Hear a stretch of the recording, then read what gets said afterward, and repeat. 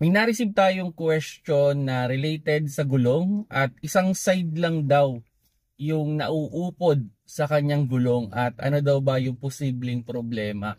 Hello mga paps, I'm Kuya Shane at kung isang side lang ang nauupod sa inyong gulong, well, pwedeng may problema kayo sa alignment or pwedeng may problema kayo sa parts.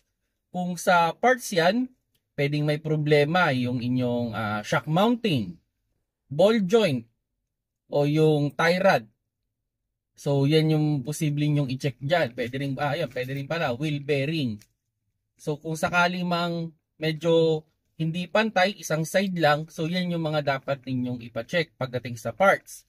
Kung okay na okay naman yung mga parts ninyo, yun, pwedeng kailangan nyo lang dyan ipa-camber yan or ipa-wheel alignment. So yan naman yung gagawin niyo kung sakali, no?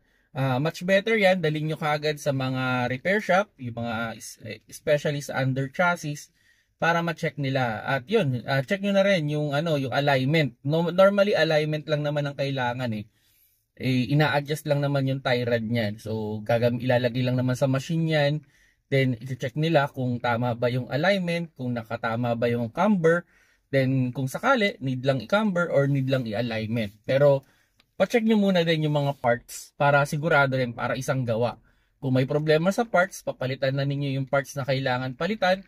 Much better sana kung yung mga magkakamag-anak, sabay-sabay ninyong palitan. Para sabay-sabay din na maaayos yung problema. Kasi baka mamaya ang gawin sa inyo, isang parts lang yung palitan, tas after a month, yung kabilang part naman yung masisira. So, ang ending, doble-doble yung gastos. So, yung mga paps, no, saan nakakuha kayo ng idea kung sakaling hindi pantay ang upod ng inyong gulong. Kumbaga, isang side lang yung nauupod sa gulong.